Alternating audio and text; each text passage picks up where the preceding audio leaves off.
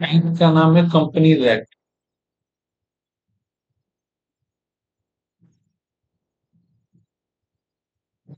2013 में आया। देखो, अभी प्रेजेंट में यही एक्ट चल रहा है। इसके पहले चलता था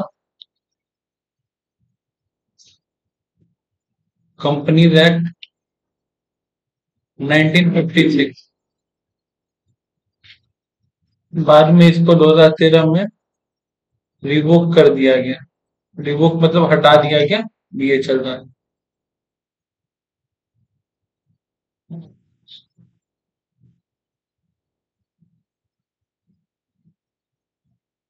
कंपनीज एक्ट 2013।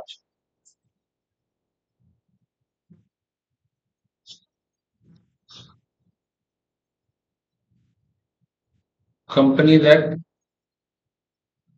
1956। क्या डिफरेंस था? पहला,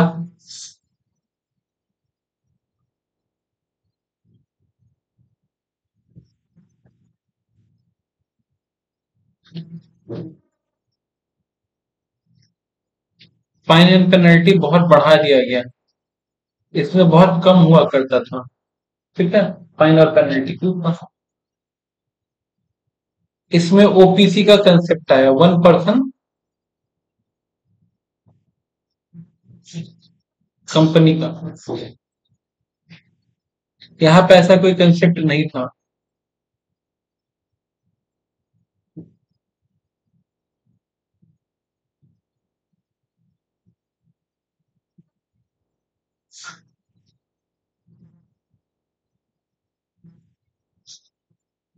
कॉरपोरेट गवर्नेंस यहाँ पे ज्यादा था, इस टाइम में कम था। कॉर्पोरेट गवर्नेंस का मतलब होता है गवर्नमेंट का इंटरफेयर। कंपनी में भी बहुत ज्यादा हो गया, पहले उतना ज्यादा नहीं था। ठीक है।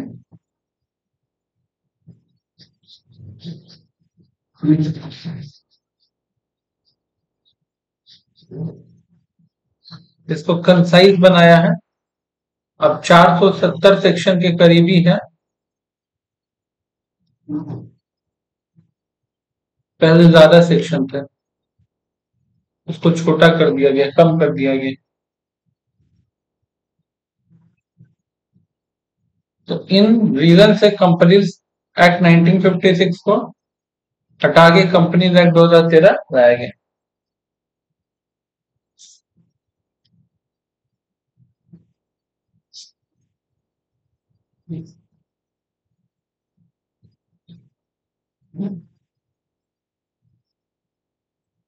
कंपनीज एक्ट 2013 बोलता है, सेक्शन 2 सब सेक्शन 20 या क्लॉज 20 में बोलता है, ठीक है,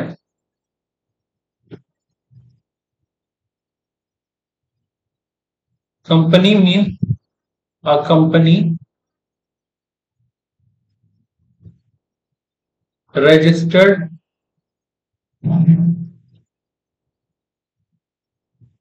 under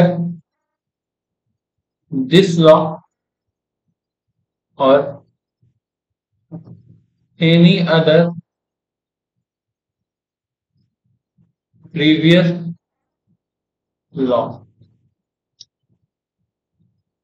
सेक्शन 2 क्लॉज 20, इसको कैसे पढ़ेंगे? इसको पढ़ेंगे सेक्शन और फिर clause. Section 2 clause 20 of companies act बोलता है, कंपनी का मतलब है वो कंपनी जो रजिस्टर्ड हुआ हो या तो दिस लॉ के तहत। दिस लॉ मतलब हो गया कंपनी एक्ट 2013 के तहत, या तो पहले, इसके पहले जो भी लॉ चल रहा था। तो पहले जैसे दो लॉ चल रहा था, कंपनी एक्ट 1956, या फिर उसके भी पहले चलता था कंपनी एक्ट 1930, उसके पहले चलता था। तो या तो आप इस टाइम पे रजिस्टर्ड हुए हो या तो आप इस टाइम पे registered. Example,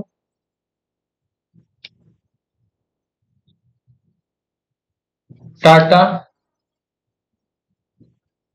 Reliance industry limited, ठीक है, ये लोग तो 2013 का पहले का कंपनी है ना।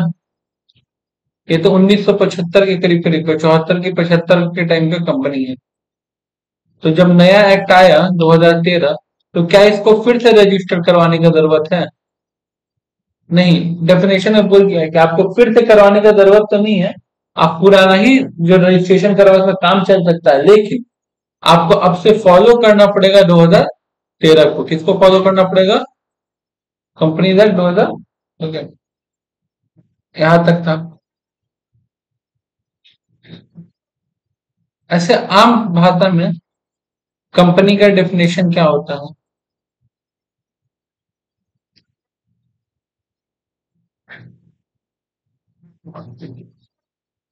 Company the artificial person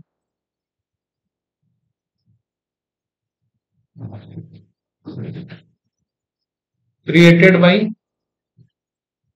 law having perpetual succession and common seal।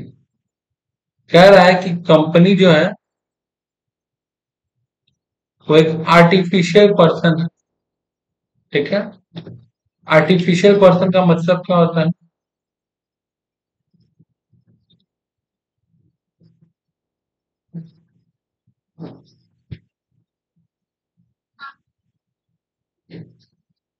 Person किसको बोलते हैं?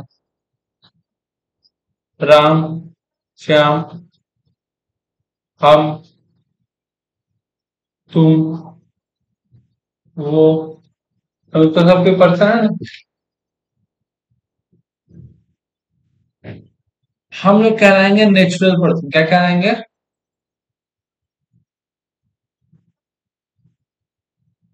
क्योंकि हम लोग लॉ के द्वारा तो क्रिएट नहीं किए गए हैं। हम लोग लॉ क्रिएटेड नहीं, हम लोग नेचुरल पर्सन। ठीक है, इंपॉर्टेंट चीज, क्या हम लोग कोई एसेट्स खरीद सकते हैं? हाँ। क्या हम लोग लाइबिलिटी कर सकते हैं? हाँ। क्या हम लोग पे केस हो सकता है?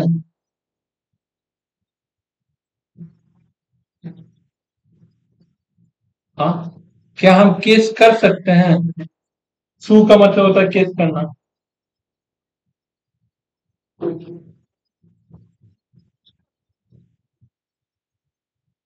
हाँ।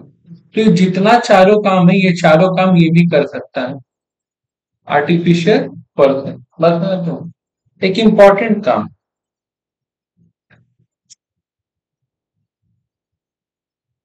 हम लोग डिसीजन लेते हैं। क्या लेते हैं? डिसीजन। यहाँ तक कि कंपनी भी डिसीजन ले सकता है। क्या ले सकता है? कंपनी भी डिसीजन ले सकता है। तो जितना काम एक नेचुरल पर्सन करता है, वो सारा काम आर्टिफिशियल पर्सन करता है। और ये सब करने का इसको पावर कौन दिया है? लॉ। ठीक है,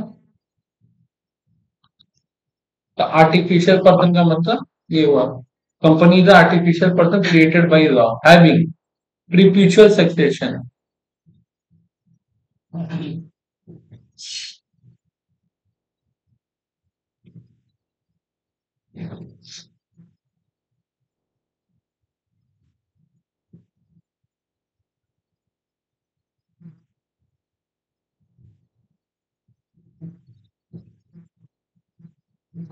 perpetual सक्सेशन का मतलब कि जो कंपनी का मालिक है, ठीक है, मालिक का मतलब ऐसा कह लो फाउंडर, या जो कंपनी का न्यू रखा था प्रमोटर, ये कल के डेट में अगर डेथ भी कर जाता है ना, तो कंपनी बंद नहीं होगा, कंपनी क्लोज नहीं होगा, कंपनी अपना चलता रहेगा। यानी कि प्रीपिशल शिक्षण का मतलब होता है कि मालिक आए जाए मर जाए भाड़ में, तो कोई मतलब नहीं, कंपनी अपना चलते रहेगा। ठीक है। हाँ, चलाने वाला बिल्कुल होना चाहिए।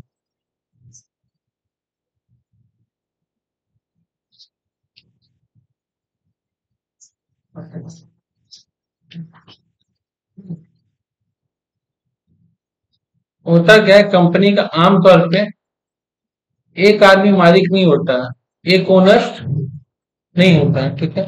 तो उसका बहुत सारा ओनर होता है, जिसको हम लोग या तो मेंबर कहते हैं,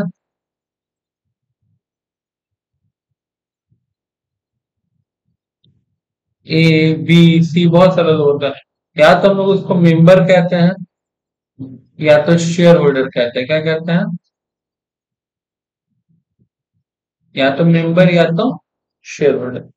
तो मान लो कि अगर इसमें से कोई एक डेथ कर गया, तो इसका कोई नॉमिनी तो होगा, उसको शेयर मिल जाएगा। अब वो, मान लो नॉमिनी का नाम है डी। अब नॉमिनी जो है डी, अब वो शेयर होल्डर बन गया। अब डी बी सी मिलके चलाएगा, लेकिन नॉमिनी से शेयर होल्डर बनने में कुछ दिन का टाइम लगता है, 1 महीना, 1.5 महीना, 2 महीना, ठीक है। तब तक ये दोनों कंपनी का डिसीजन लेंगे। बात समझ आती है? तो प्रीम्यूचुअल सक्सेशन होता है।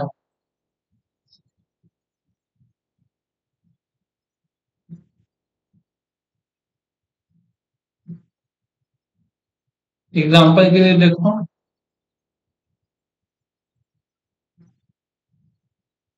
धीरू भाई अंबानी डेथ किए, तुमको कंपनी कौन चला रहा है अब? मुकेश अंबानी और अनिल अंबानी, ठीक है।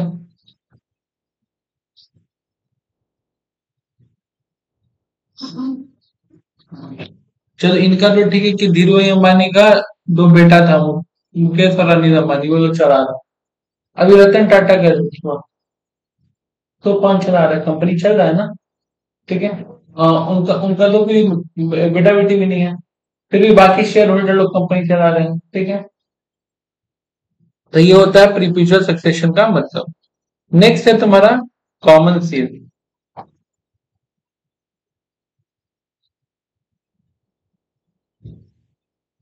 अच्छा, प्रीफ्यूचर सक्सेशन में एक इंपॉर्टेंट बात, क्या बोला प्रीफ्यूचर सक्सेशन?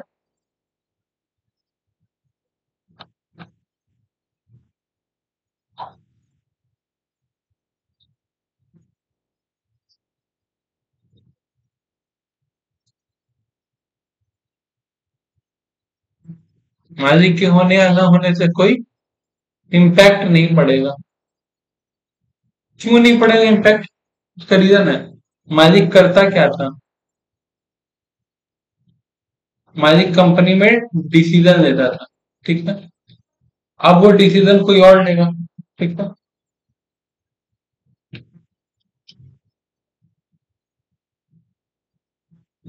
अदर शेयर होल्डर लेंगे, ठीक है। दूसरा चीज कि एक बात और समझ में आता है कि अगर मान लो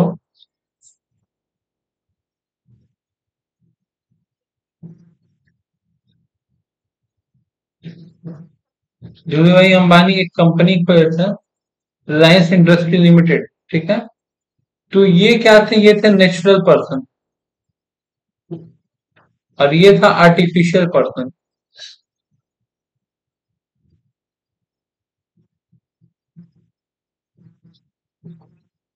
इसका मतलब कि ये दोनों लॉ के नजर में अलग अलग व्यक्ति थे,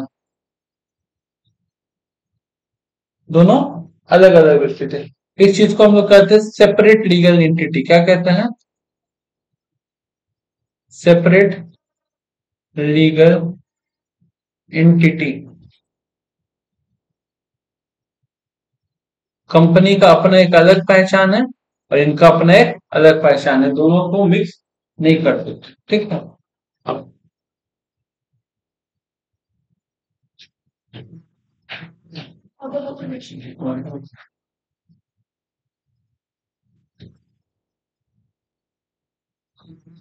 उसके बाद था हम लोग का common seal.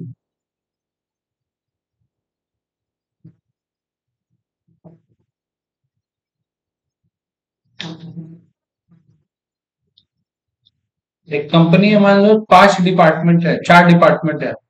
Purchase, sales, production,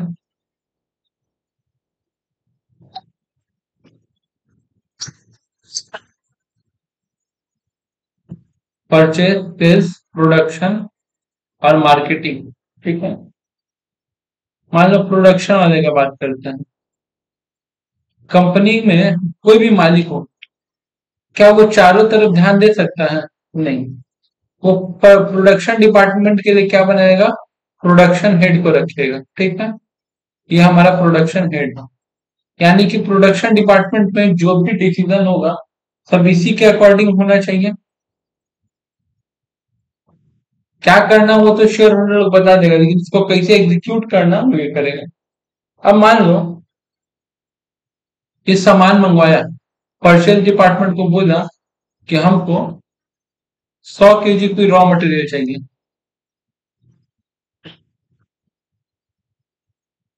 purchase इसको मटेरियल ला करके दिया। अब उस मटेरियल जब ये रिसीव करेगा तो एक रिसिप्ट नोट देगा। क्या देगा? और उस रिसिप्ट नोट पे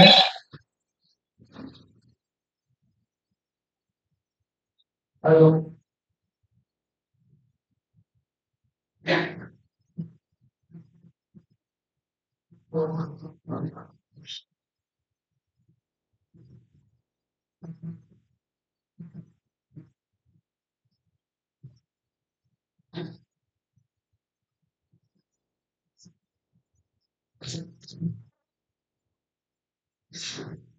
देगा receipt note.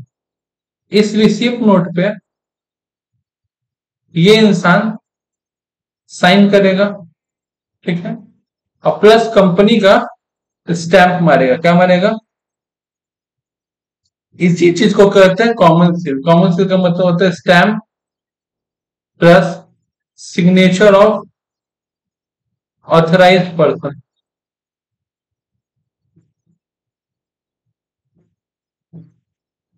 Stamp plus signature of authorised. अगर सिर्फ उस कागज पे सिग्नेचर है तो भी कागज वैलिड नहीं है, और सिर्फ स्टैंप है तो भी वैलिड नहीं है। अच्छा, ऐसा हो सकता है कि कोई स्टैंप मार के डुप्लीकेट सिग्नेचर कर दे? हो ही सकता है। कुछ भी हो, उसका वेरिफिकेशन होगा, देखा जाएगा, लेकिन पहले तो सारा जिम्मेदारी किसके ऊपर पड़ेगा? वो प्रोडक्शन मैनेजर के ऊपर। इसी तरह होता है, इसको कहते हैं कॉमन सेंस। बात समझ आता है?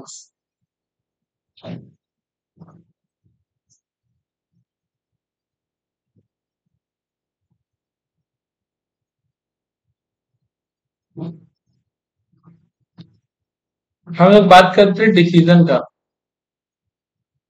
कि कंपनी डिसीजन लेता है। डिसीजन कंपनी कैसे लेता है? हाँ, सुनो।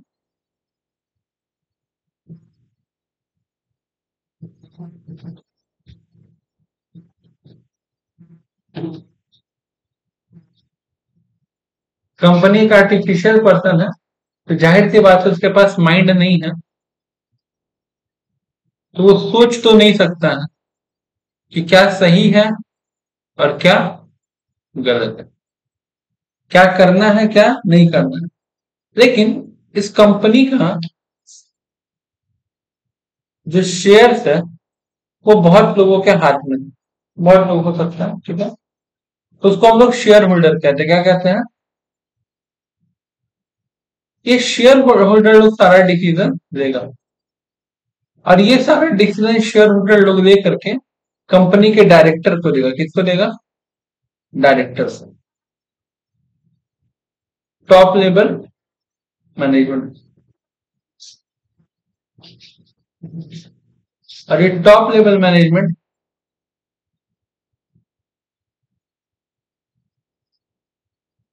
सबको इंस्ट्रक्शन और डायरेक्शन देगा कि किसको क्या क्या करना है, किसको क्या क्या नहीं करना है। उस डायरेक्शन को फॉलो करेगा जितना भी डिपार्टमेंट का हेड लोग होता है। तो इस तरह से तो काम होता है। ठीक है, देखिए,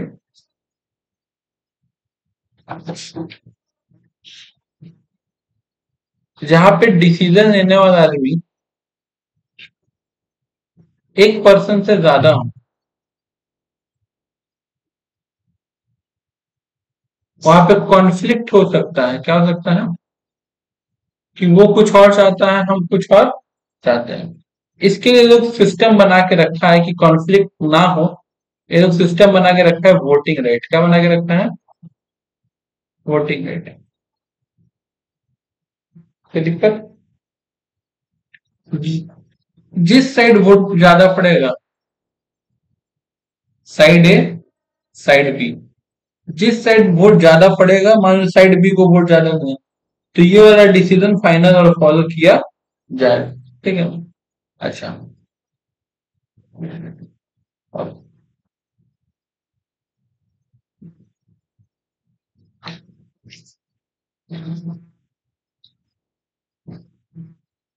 ये लोग जो भी डिसीजन लेगा तो बिजनेस से रिलेटेड हो, ऐसा तो क्या कहा जाता है? Business matter. क्या कहा जाता है? तो बिजनेस मैटर को दो पार्ट में बांटा है। Ordinary business matter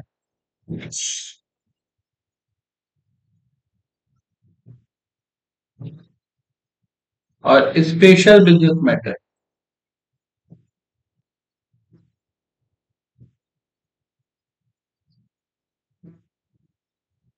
ordinary business matter और स्पेशल बिजनेस मैटर। ठीक है। ऑर्डिनरी बिजनेस मैटर में आता है दादा। ठीक है। पहले अड्डा लिखवाते थे, चेंज कर दिया था। और स्पेशल बिजनेस मैटर में बाकी का जितना भी मैटर आ गया, रेस्ट ऑफ ऑल मैटर। ये दादा क्या होता है?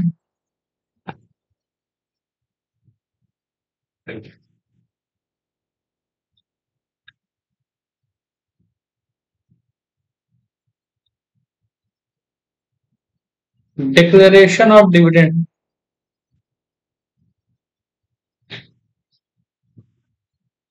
Declaration of dividend.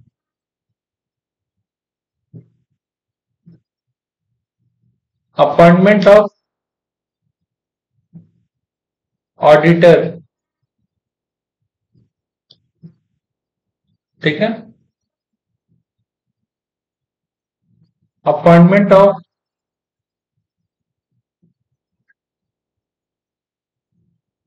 Retiring director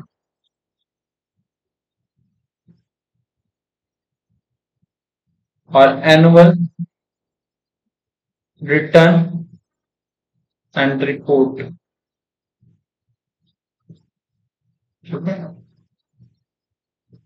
DA DA. ठीक है। ये चार मैटर जो है ना, इसको हम लोग कहते हैं ओबी, ऑर्डिनरी बिजनेस मैटर। क्या कहते हैं? Ordinary business matter. ठीक है। और इसके बाद बाकी जितना ही मैटर रहता है, ठीक है, बैलेंस का जो भी बात है, बैलेंस मैटर को हम लोग कहते हैं स्पेशल बिजनेस मैटर। पर इतना कंपनी में डिसीजन लेने के लिए मीटिंग करवाया जाता है। क्या करवाया जाता है? मीटिंग।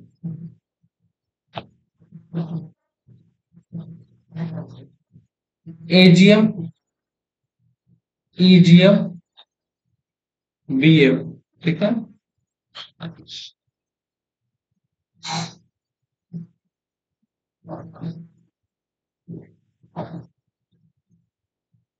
एक मीटिंग होता है शेयर होल्डर का और एक मीटिंग होता है डायरेक्टर लोग का। शेयर होल्डर में आता है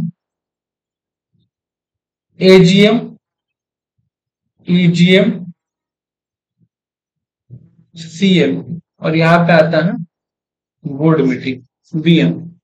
एजीएम का मतलब होता है एनुअल जनरल मीटिंग। क्या होता है?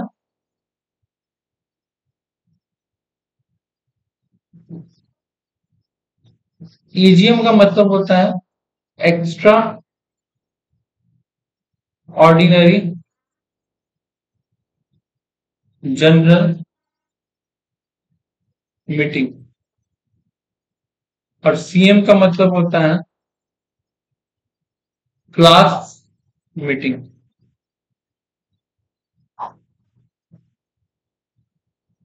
ये जो हम लोग का ऑर्डिनरी बिजनेस मैटर है, ये जो हम लोगों का ऑर्डिनरी बिजनेस मैटर है, ये सिर्फ और सिर्फ एजीएम में डिस्कस होता है। किसमें डिस्कस होता है?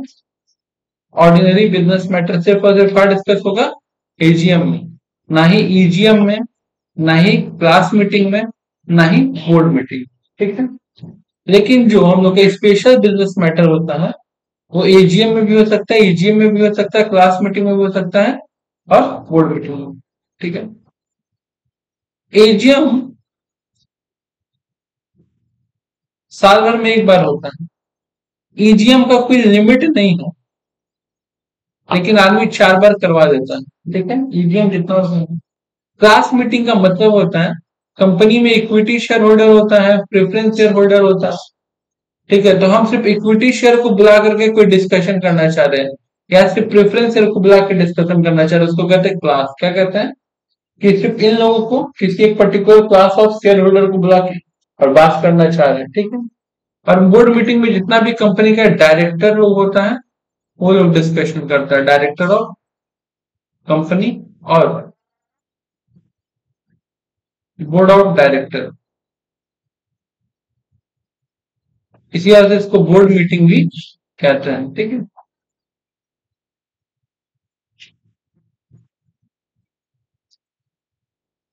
ठीक है, यहाँ तक तो इतना समझ में आ गया कि डिसीजन लेने के लिए ये लोग क्या करता है? मीटिंग करता है, और कहाँ पे क्या डिस्कस होगा वो पता चल चुका है। अब डिसीजन लेने के लिए वोटिंग राइट का नियम बना के रखता है।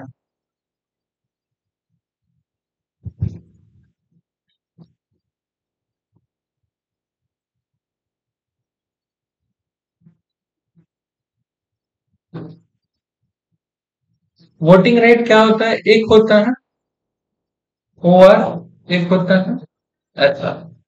ओआर का मतलब होता है ऑर्डिनरी रिजोल्यूशन। एसआर का मतलब होता है स्पेशल रिजोल्यूशन। ऑर्डिनरी रिजोल्यूशन में क्या आता है? 51%। और स्पेशल में आता है 3/4, यानी कि 75%। ठीक है।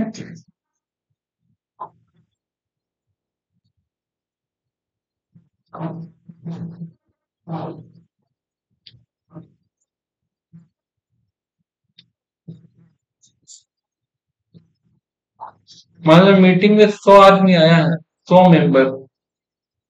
ठीक है। ये 100 मेंबर से पूछा जा रहा है कि कंपनी को नया ब्रांच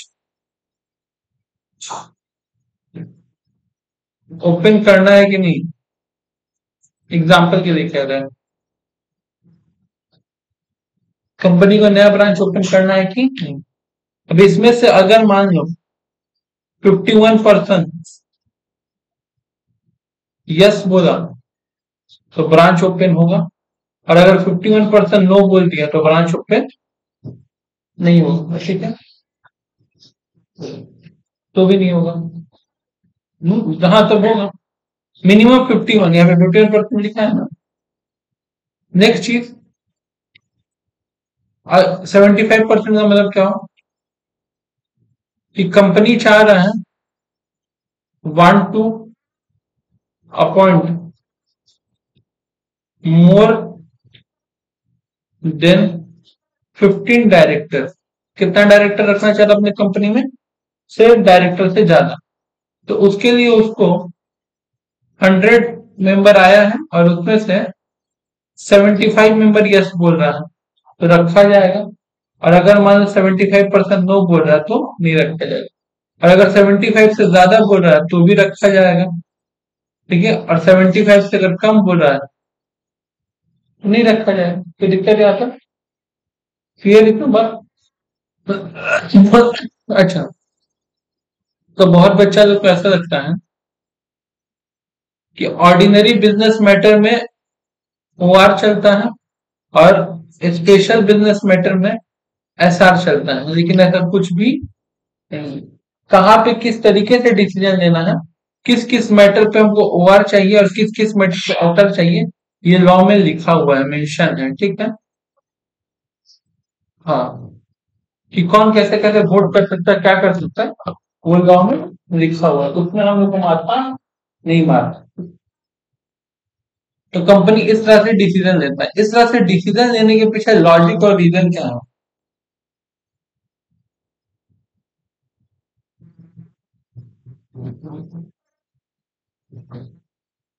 इसके पीछे रीजन ये है कि कंपनी में जब भी कोई डिसीजन होगा, किसी एक इंसान के, किसी एक पर्सन से कोई आसानी से इम्पैक्ट ना पड़े, बात समझ रहे हो? सबका उसमें सहमति हो, तब जाके होगा। नहीं तो अगर सब कुछ एक ही इंसान डिसीजन लेगा तो उसका मन मल्टीपल चलने लगेगा, ठीक है। और कंपनी ऐसे डूब भी सकता। तो जब सब कोई मिल करके डिसीजन लेगा तो सबके ऊपर लाइबिलिटी बराबर पड़ेगी। तो इस तरह से ऐसे किया जाता है। यहाँ तक बात क्लियर? अब आता है कि कंपनी कितना तरह का होता है।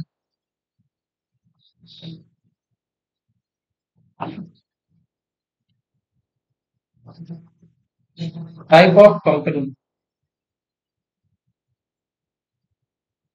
OPC,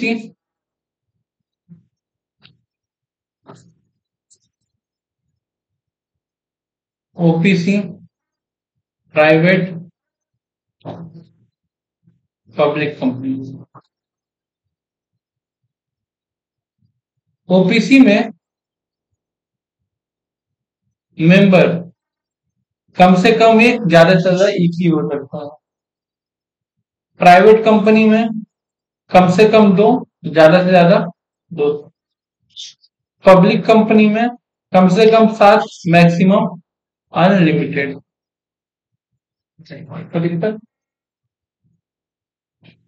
डायरेक्टर OPC में एक, ज्यादा से ज्यादा 15। प्राइवेट में एक, ज्यादा से ज्यादा 15। और पब्लिक में, पब्लिक में तीन, और ज्यादा से ज्यादा 15। ठीक है। तो मैक्सिमम नंबर ऑफ डायरेक्टर 15 ही होता है, उससे ज्यादा नहीं हो सकता। होना है तो फिर आपको सबसे परमिशन लेना पड़ेगा। तो दिक्कत यह आता है, जो शेयर होल्डर लोग हैं, शेयर होल्डर सारे डिसीजन कौन लेगा? Share holder. जैसे आप देखे ना एग्जाम्पल के लिए, company want to appoint more than 15 director, तो जितना मेंबर आया होगा उसमें 10 मेंबर आएगा तो 10 में से 7 या 8 मेंबर को हाँ बोलना पड़ेगा, तब होगा। अच्छा, अब सुनो।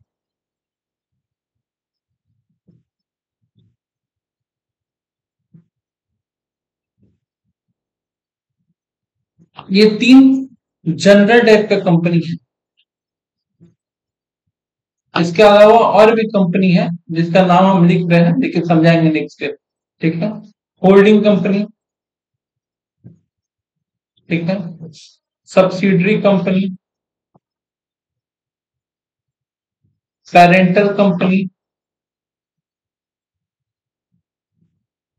पेरेंटल कंपनी, सिस्टर कंसर्न, ठीक है। IFSC company, banking company, NBFC company, sectoral company, government company, limited company, limited by share और limited by guarantee,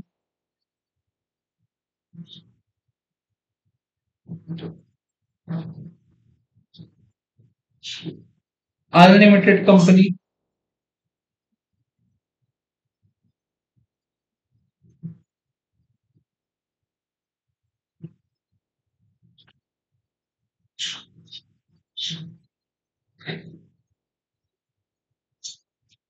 foreign company,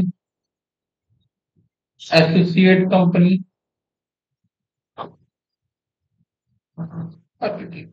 ये सारा तरह के कंपनी कल तो हम लोग पढ़ेंगे लर्निंग के लिए।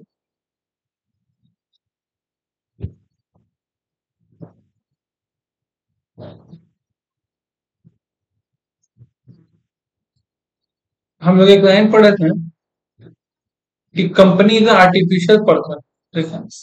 तो यहाँ पे हम लिख रहे रिलायंस इंडस्ट्रियल लिमिटेड, ठीक है। ये एक कंपनी और ये पर्सन है तो इनको पहचानने का सरकार की नजर में क्या क्या, हमको कैसे पहचाना जाएगा? मेरा पैन, आधार,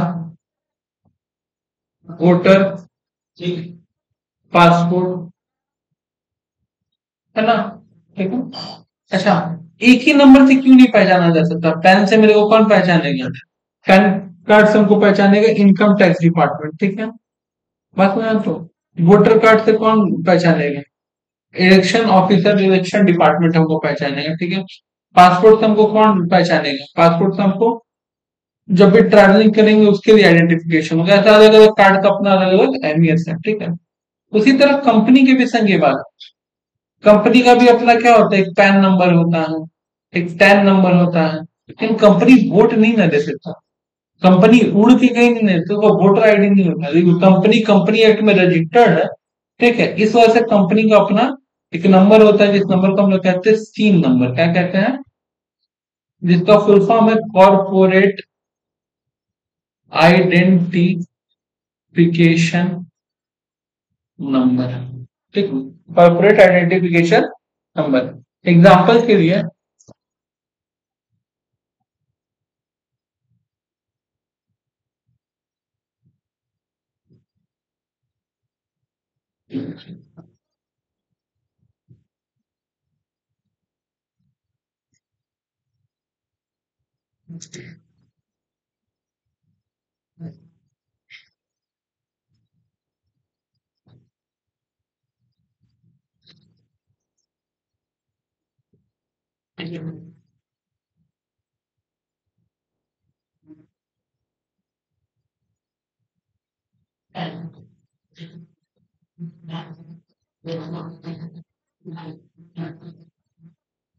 ये रिलायंस का सीन नंबर है।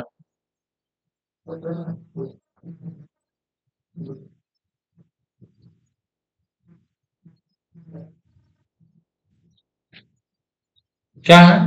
L17 110 MH 1973 PLC O19786। अब ये जो L है, यहाँ पे L भी हो सकता है, U भी हो सकता है। L मतलब हो गया लिस्टेड और U का मतलब हो गया अनलिस्टेड। लिस्टेड और अनलिस्टेड क्या होता है?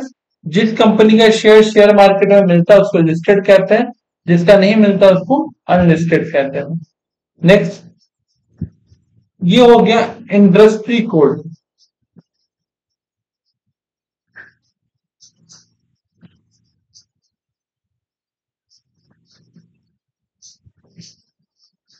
किस सेक्टर में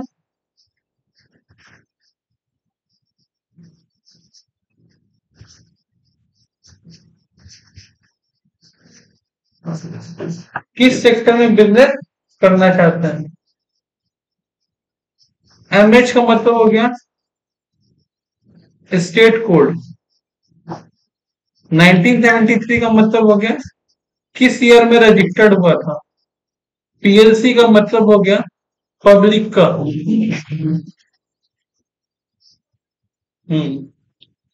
और ये जो लास्ट का तुम पे दिख रहा है, इसको कहते हैं यूनिक रजिस्ट्रेशन नंबर, ठीक है। और ये जहां पीएलसी लिखा हुआ है, यहां अगर ये लिखा रहता पीएलसी के जगह पीटीसी, तो इसको कहते हैं प्राइवेट, क्या कहते हैं? प्राइवेट। ठीक है। 1973 तुम्हारा रजिस्ट्रेशन ईयर है कि किस कंपनी स्टेब्लिश हुआ था। अगर मान लो ये वेस्ट बंगाल में होता तो या फिर डब्ल्यू बी होता, क्या होता? और ये जिस सेक्टर में काम कर रहा है उसका इंडस्ट्री कोड। इस तरह से पहचान। हाँ। ठीक है।